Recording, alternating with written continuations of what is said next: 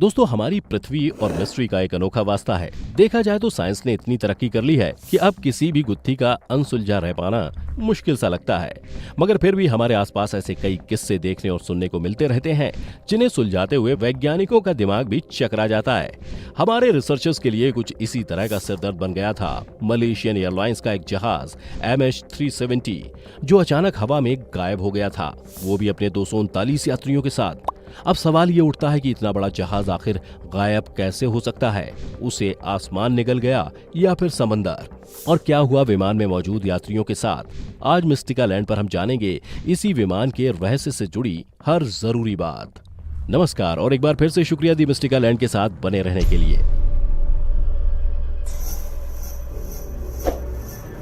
अगर आप भी ये जानने के लिए एक्साइटेड हैं कि आखिर MH370 के साथ क्या हुआ था, तो उसके लिए आपको सबसे पहले नीचे दिए गए सब्सक्राइब बटन पर क्लिक करना होगा और उसके बाद एक बार लाइक बटन को प्रेस कर देना। बहुत शुक्रिया। तो अब आपको लेकर चलते हैं आज से 6 साल पीछे, यानी कि साल 2014 में मलेशियन एयरलाइंस की फ्लाइट MH370 कुआलालंपुर से बीजिंग के लिए रोजाना उड़ान भरा करती थी और अपने डेली रूटीन की तरह 8 मार्च 2014 के दिन भी Boeing 777-200ER flight number MH370 ने अपने लोकल टाइम के अनुसार रात 12:41 पर कुआलालंपुर इंटरनेशनल एयरपोर्ट से उड़ान भरी, जिसमें चीन, मलेशिया, इंडोनेशिया और ऑस्ट्रेलिया सहित 14 देशों के पैसेंजर सवार थे। 27 साल के फारिक हामिद इस फ्लाइट के पायलट थे और ये उनकी आखिरी ट्रेनिंग फ्लाइट थी। इसके बाद वो फुली सर्टिफाइड पायलट बनने वाले थे। वहीं उनके साथ फ्लाइट में 53 साल के pilot in command Zaharie Ahmad Shah, जो कि मलेशियन एयरलाइंस के सबसे सीनियर कैप्टन्स में से एक थे। लगभग 227 यात्रियों और 12 क्रू मेंबर्स वाले इस विमान को 6 घंटे के सफर तय करते हुए सुबह 6:30 बजे चीन की राजधानी बीजिंग एयरपोर्ट पहुंचना था। टेक ऑफ के दौरान इस फ्लाइट में करीब 49,100 किलो फ्यूल मौजूद था, जो कि करीब 7 से 8 घंटे की उड़ान के लिए काफी होता है। दूसरी तरफ मौसम भी बिल्कुल साफ था।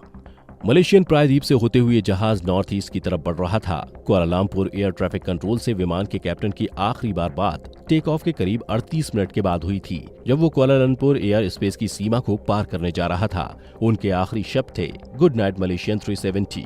इसके बाद फ्लाइट कैप्टन को वियतनामीज एयर स्पेस कंट्रोल से संपर्क करना था, मगर आखिरी चेक इन के 2-3 मिनट बाद ही प्लेन मलेशियन और वियतनामीज ATC दोनों की ही रडार स्क्रीन से गायब हो गया। इसके बाद कई घंटों तक संपर्क करने की कोशिश की गई, लेकिन वहां किसी भी कॉल का जवाब नहीं मिल सका। अचानक से गायब हुई इस फ्लाइट ने पूरी दुनिया की विमान सेवाओं को सख्ते में डाल दिया था और अथॉरिटीज के पास लोगों के सवालों का कोई जवाब नहीं था। घटना के अगले ही दिन यानी 9 मार्च की सुबह इस जहाज को ढूंढने के लिए एक मल्टीनेशनल सर्च ऑपरेशन शुरू कर दिया गया, जिसमें 7 अलग-अलग देशों के 24 एयरक्राफ्ट और 34 शिप शामिल थे।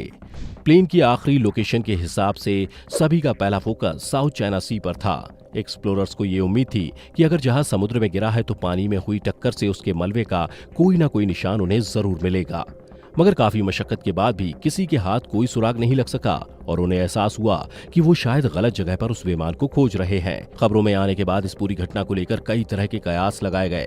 कुछ लोगों का कहना था कि फ्यूल खत्म होने या टेक्नोलॉजी खराब होने की वजह से वो पानी में डूब गया, तो किसी ने कहा कि विमान में आग लग गई थी। कुछ दिनों बाद उन्हें पता चला कि एयर ट्रैफिक कंट्रोल से संपर्क टूटने के 1 घंटे बाद तक भी मलेशियन एयरफोर्स के मिलिट्री रडार सिस्टम ने विमान को ट्रेस किया था। मिलिट्री से मिले डेटा से पता चला कि गुड नाइट मैसेज के कुछ सेकंड के बाद विमान ने अचानक अपनी दिशा से भटकते हुए पहले साउथ वेस्ट की तरफ टर्न लिया और फिर पेंगोंग आइलैंड के चारों ओर चक्कर लगाते हुए अंडमान सी से करीब 240 किलोमीटर आगे पहुंच गया था, जिसके बाद मिलिट्री रडार का भी विमान से संपर्क टूट गया था।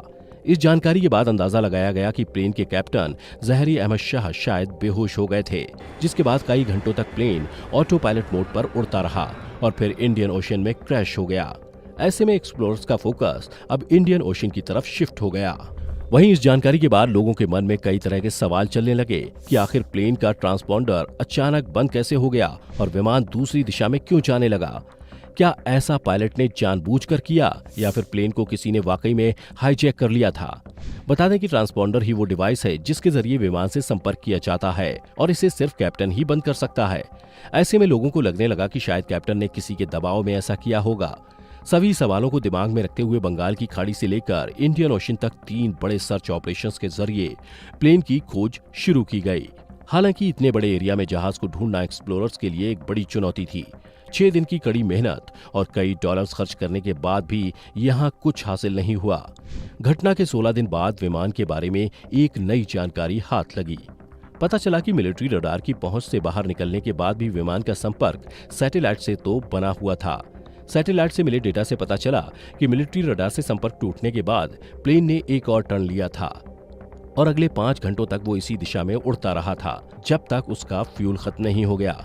अपनी इस लोकेशन पर आगे बढ़ते हुए वो प्लेन ऑस्ट्रेलिया के आसपास साउथ इंडियन ओशन में कहीं खो गया था।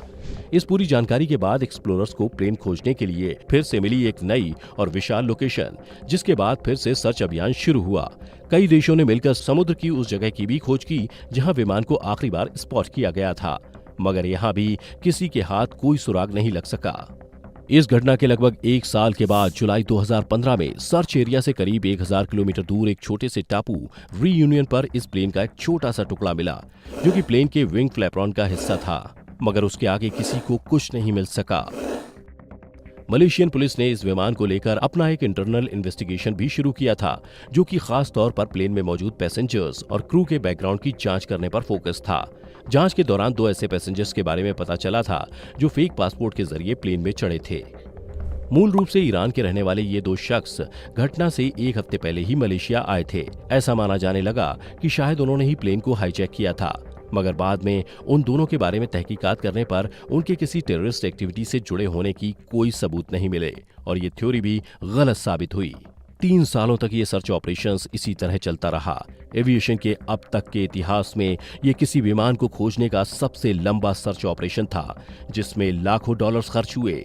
Australia, China, India, Japan, Malaysia, New Zealand, south Korea, United kingdom और अमेरिका जैसे देशों ने भी इसमें मदद की, मगर फिर भी फ्लाइट MH370 को ढूंढा नहीं जा सका। ऐसे में लगातार होते खर्च और कोई सुराग हाथ न लगने के कारण साल 2017 में विमान की खोज में लगी टीम को मलेशिया सरकार ने वापस बुला लिया। हालात ये थे कि अपने ऑपरेशन में फेल होने के चलते सरकार ने अपनी कंपनी को पेमेंट भी नहीं दिया था। वहीं पुलिस ने भी एक स्टेटमेंट जारी करते हुए अपने हाथ खड़े कर लिए कि विमान के गायब होने का कोई भी कारण वो ढूंढ नहीं पाए हैं। मगर 209 फीट लंबे और करीब 60 फीट ऊंचे प्लेन का इस तरह गायब हो जाना कि उसका सुराग भी ना मिले, ये किसी के गले से उतरने वाली बात नहीं थी। जनवरी 2018 में एक प्राइवेट कंपनी ओशियन इन्फिनिटी की मदद से फ्लाइट MH370 की खोज को फिर से शुरू किया गया, मगर इसका अंजाम भी वही हुआ। जून 2018 में इस ऑपरेशन को भी बंद कर दिया गया।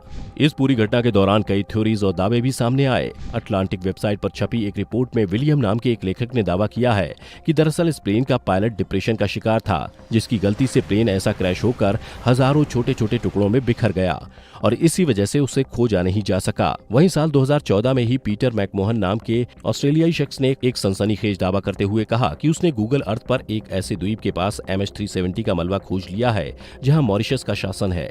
मलबे में उसे गोलियों के छेद भी दिखे हैं। साथ ही डेली मेल के लिए उसने अपने एक लेख में ये भी दावा किया कि इस जगह पर खोजी दस्तों ने जानबूझकर विमान को नहीं खोजा, क्योंकि गोलियों के निशान के बारे में पता चलने के बाद एक नई तरह की जांच शुरू हो जाती। उसका अनुमान था कि प्लेन को निशाना बनाकर उस पर गोलियां चलाई गई थीं, जिससे प्लेन समुद्र में क्रैश कर गया। हालांकि जब इन तस्वीरों की जांच की गई तो मलेशिया के मिनिस्टर लियू तियोंग ने इन दावों को फर्जी करार दिया था।